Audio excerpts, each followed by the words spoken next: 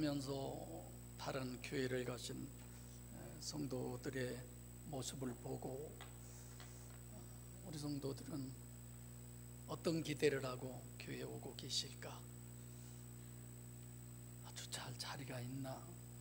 그런 생각을 하면서 오실지, 말씀에 대한 부분을 생각하면서 오실지, 아니면 오늘 성찬식 하는데 그 의미를 위해서 기도하면서 오실지, 여러모로 생각을 하면서 하나님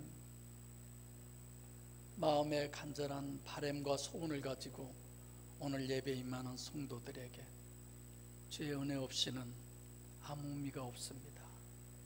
주님의 은혜를 주세요 라고 기도할 수밖에 없죠. 오늘 오전 예배로 성령 강림절 예배를 하면서 늦게 기념 타월이라도 하나 할 걸, 아니면 이번 주라도 만들어서 다음 주에 하나씩 드릴까, 교회도 이전했으니까 이런저런 생각도 해봅니다.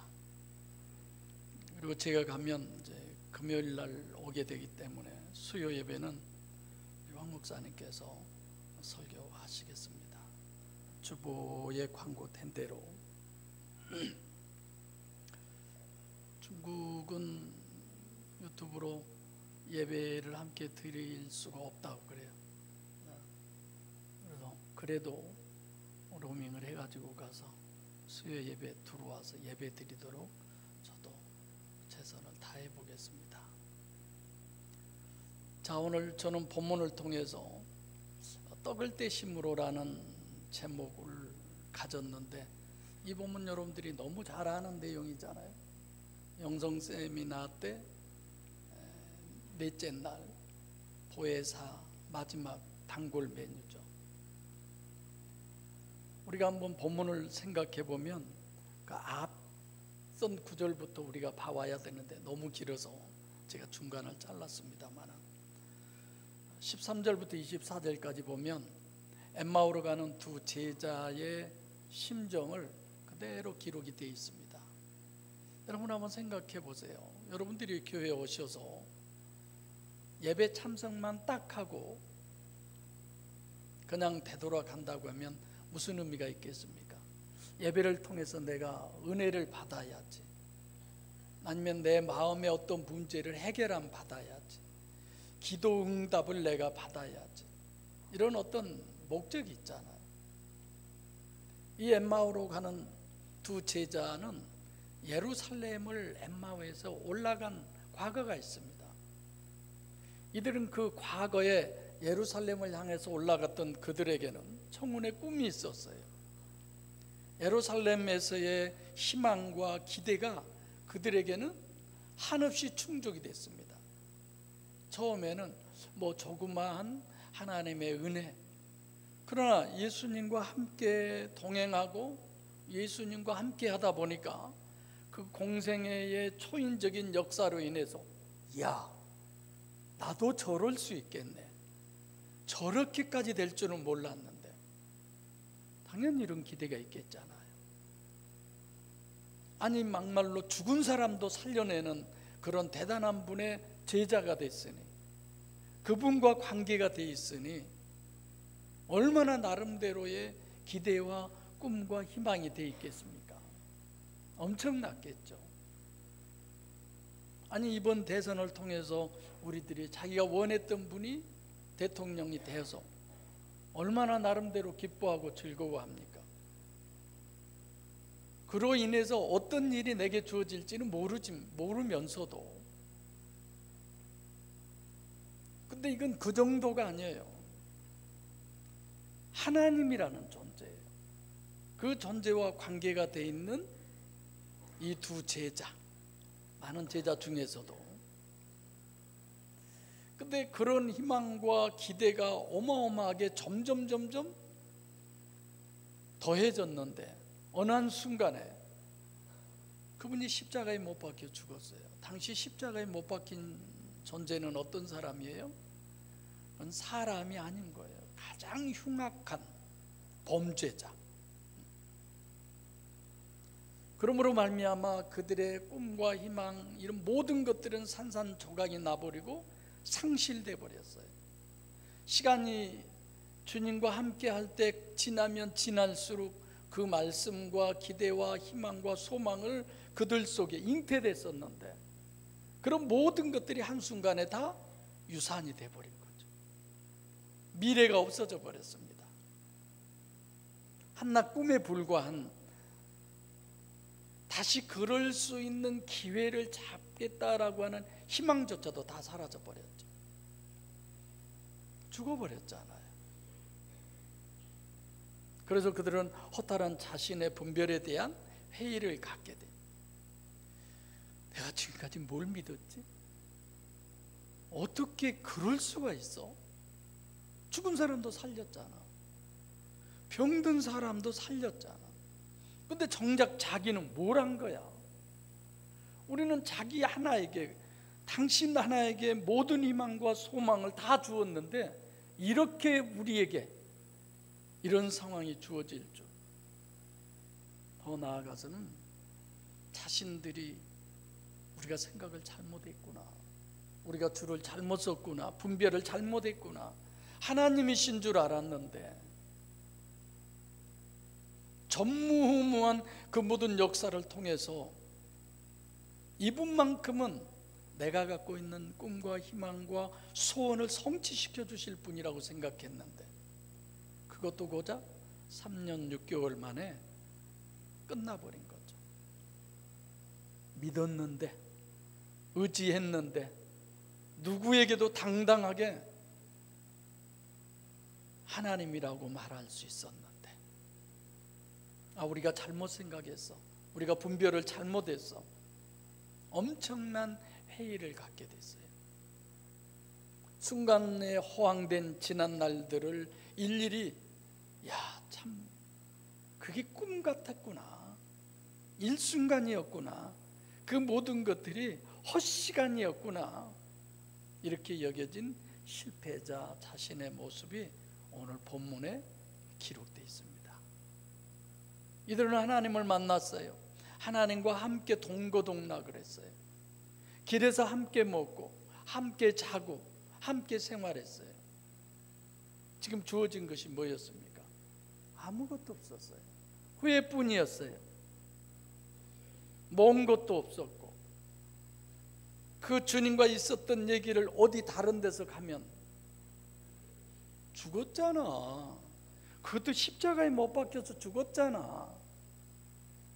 말하기도 수치스럽고 부끄러운 그런 상황이었죠. 그래서 다시 자신들의 살 길을 찾아서 고향으로 낙향을 하죠. 그런데 거기에 누가 함께 합니까?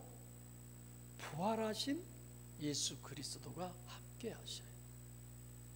이미 분리돼 버렸고, 이미 끝나 버렸고, 더 이상의 소망이라고 하는 것을 가질 수 없는 그런 여건과 환경이 이 두 제자의 입장에서는 분명했는데, 부활하신 예수 그리스도가 그들에게 오셔서 말씀으로 자신을 증명해 주는 겁니다. 선지자들의 말을 마음에 더디 믿는 자들, 왜 그렇게 하나님의 말씀을 너희들은 못 믿어? 믿음의 문제를 지적하는 거예요. 아무리 생각해봐도 제자들이 자기들이 생각한 그 모든 것들이 맞는 건데, 지금 예수님은 그들에게 오셔서 너희 틀렸어. 상황 판단은 다 맞지만 문제는 뭐예요? 믿음의 문제가 있는 거야, 너희가.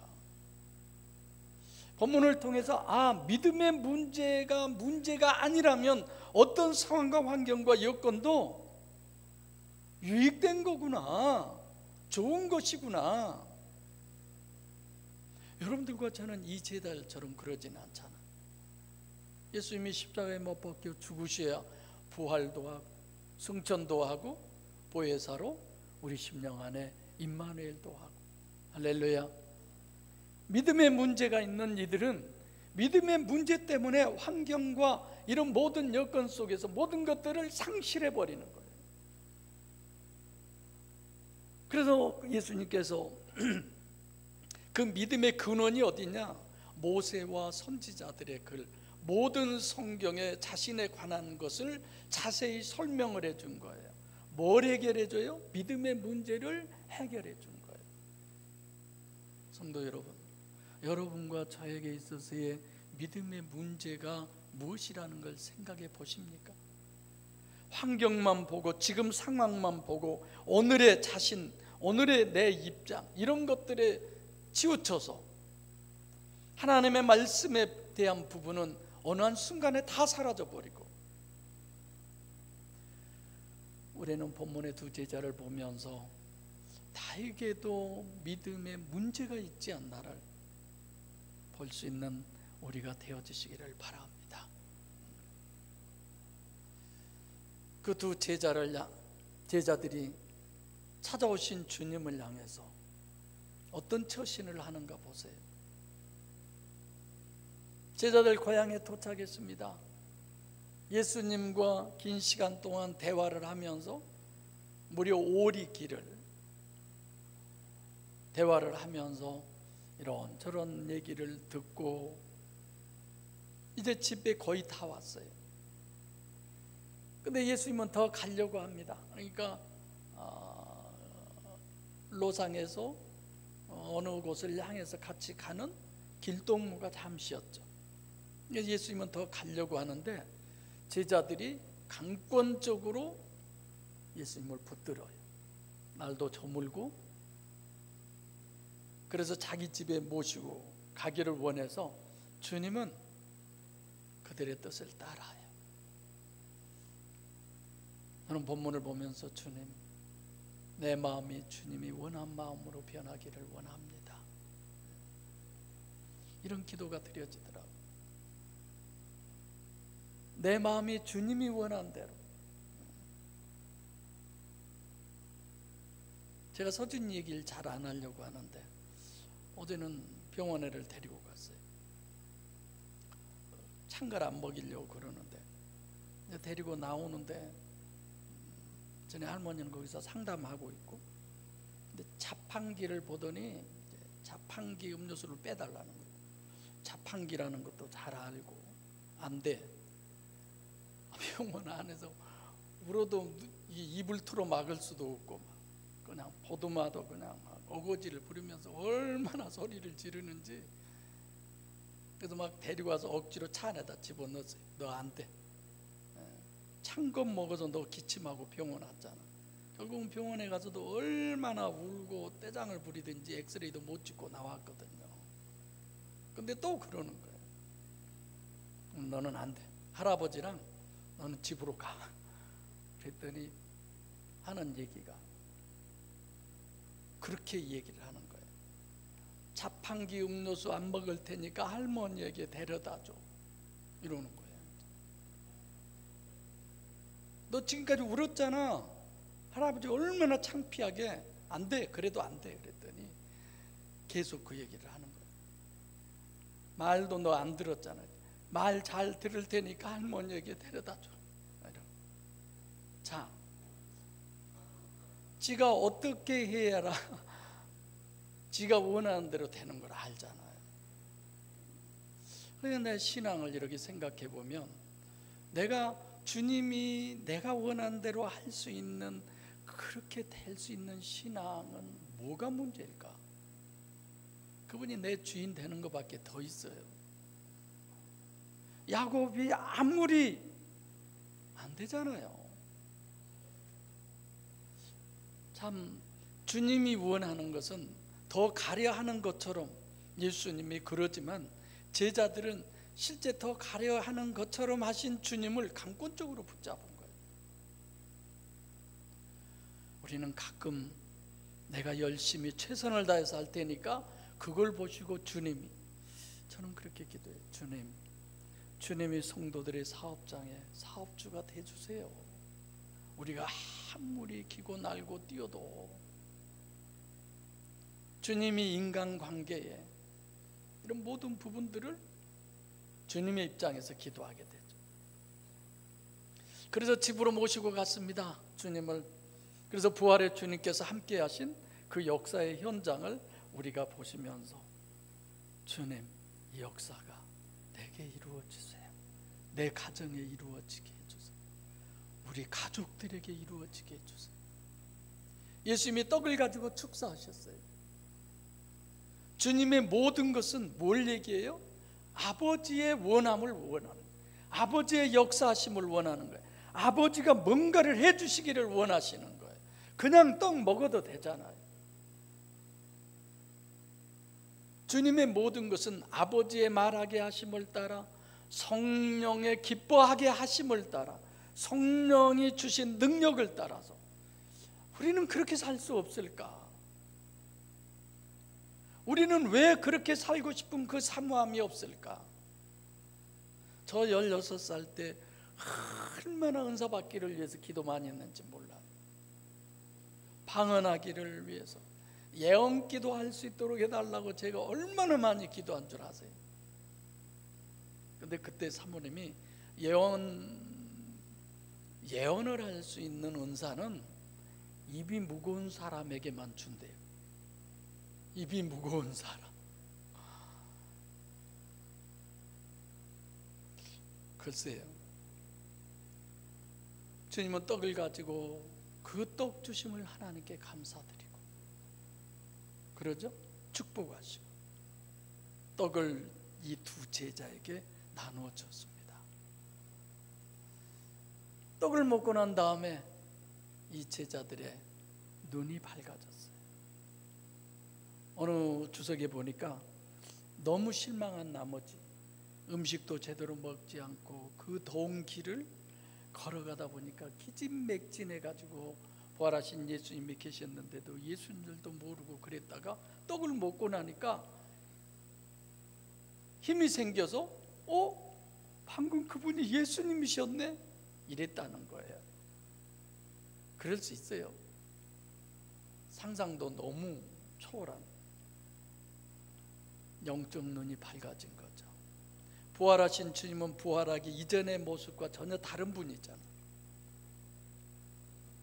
눈이 밝아진 두 제자가 방금 그 떡을 가지고 축사하시고 자기들에게 떼어 주었는데 그걸 먹고 난 순간에 주님은 보이지 않았어요. 어디로 가셨어요? 원리적으로 어디로 가셨어요? 두 제자가 아니라 어디로 가셨어요? 내 심령 안에. 이 시간도 말씀을 통해서 이 역사가 있으시기를 바랍니다. 오늘 성찬식을 통해서 이 역사가 실제로, 이 영적 역사가 있어지시기를 바랍니다. 그래서 이들은 어떻게 돼요? 보혜사의 능력에 의한 사명의 자리로 가는 거예요. 저는 이 부분이 너무 가슴이 뜨거웠어요. 울컥했어요.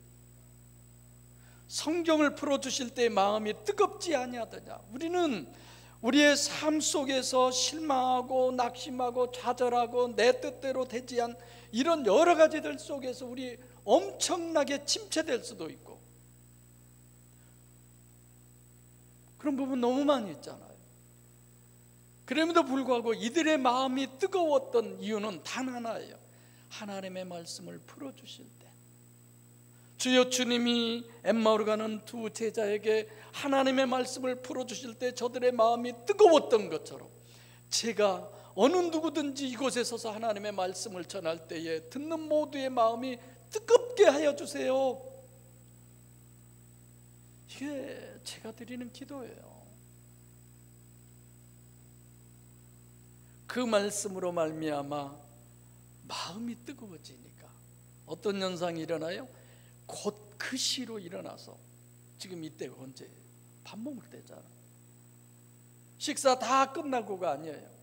먹다 말고 바로 그때 즉석에서 결정을 하는 거죠. 어디로 돌아갑니까? 죽음의 현장으로 돌아가는 거죠. 예루살렘으로 돌아가. 예루살렘이 어떤 거예요? 불과 2, 3일 전에 예수님을 십자가에 못 박히고 제자들도 자기들도 잡아다 죽일까 봐서 두려워서 문을 잠그고 벌벌 떨고 숨어있는 그 현장이 바로 예루살렘이잖아요. 그 모든 것들이, 지금까지 있었던 그 모든 것들이 다 물거품이 돼서 더 이상 어떤 희망과 소망을 가질 수 없는 그런 상황이어서 되돌아섰던, 떠났던 그 장소로 다시 되돌아갑니다. 위험이, 약간의 위험이 아니에요. 생명의 위험을 느끼면서도, 맞아, 하나님의 은혜가 우리에게 임하면 사명의 자리로 나아가는 것이 우리들이구나. 사도행전 2장 1절로 4절에 그 예수님의 제자들도 두려워서 숨고 물고기 잡으러 가고 예수 부인하고 그랬다가 그들 안에 성령이 임하니까 어디로 갑니까? 사명의 자리로 가잖아요. 내가 사람을 기쁘게 하랴, 이건 자기 자신이에요. 하나님을 기쁘시게 하랴. 내가 사람의 말을 듣는 것이 옳으냐, 하나님의 말을 듣는 것이 옳으냐. 주여, 내가 사람을 기쁘게 하고 사람의 말, 사람의 나 자신이 더 중요하고 소중했지만 이제는 부활의 주님을 만난 주님의 제자들처럼 하나님을 기쁘게 하고 하나님의 말을 듣는 나와 우리 모두가 되게 해주세요. 이 간절한 기도가 여러분과 저의 기도가 되어져야만 합니다. 그래야 이 교회의 생명이 소생할 수 있어요. 그래야 이곳에 새로운 사람이 와도 영혼 구원을 이룰 수가 있어요. 사람 많이 모이는 게 그렇게 중요한 거 아니잖아요. 거기 가서 누구를 만납니까? 11 사도와 만납니다. 이들은 너무 예수님과 가까웠던 제자들인 걸 알 수 있어요. 비밀리에 숨어있는 11 사도가 숨어있는 것이 어딘가를 바로 알고 그곳으로 가서 만나서 그들의 증거를 듣습니다. 주께서 과연 살아나셨다는 증거를 그들이 듣고 자기들도 자기들에게 있는 하나님이, 부활의 주님이, 살아계신 주님이 함께 하신 것을 설명할 수 있었던 거예요. 길에서 된 일과 떡을 떼심으로 있었던 일을 그들은 말하게 됐습니다. 성도 여러분, 살아계신 주님을 말할 수 있습니까? 나를 사랑하신 그 주님을 말할 수 있습니까? 나와 함께 하신 그 주님을 여러분들 말할 수 있습니까? 어제도 우리와 다른 길을, 몇일 전에 우리와 다른 길을 가셨던 그런 분들을 만나서 얘기하는데 그분의 평가가, 교회 목사님들요 성경 전혀 몰라요. 저 깜짝 놀랐어요. 우리와 같은 길을 가신 분도 아니거든요. 그걸 구체적으로 저한테 다 설명을 해주시더라. 그럼에도 불구하고 목사, 주의 종 어떡하라고요? 성도 여러분, 성령 강림으로 인한 나 자신의 신앙, 우리 모두의 신앙은 다시 사명의 자리에서 일어서시기를 바랍니다. 교회에서 주신 어떤 직분이 아니라 하나님에게로부터 직접 받은 그 사명의 자리로. 우리는 늘 코람데오라는 걸 많이 주장을 해요. 코람, 무엇 앞에서, 데오, 하나님 앞에서. 여러분, 하나님 앞에서 신앙생활하지 마세요.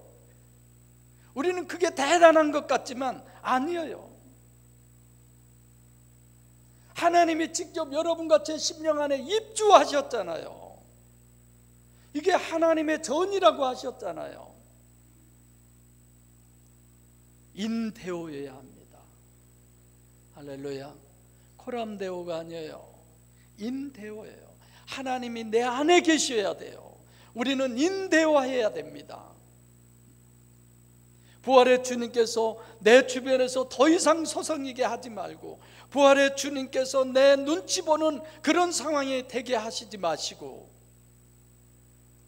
주사랑교회를 기대하신 주님과 하나가 되어서 살아계신 하나님의 실체를 소유하고 실제적 믿음으로 우리에게 있는 갈등과 무관심과 육체 우선적인 이런 삶 속에서 이제는 이탈을 위한 하나님과 화목하게 하는 믿음의 일꾼들이 되어서 오늘 또 영혼을 살리는 최선의 도구가 되시기를 소원합니다. 기도하겠습니다.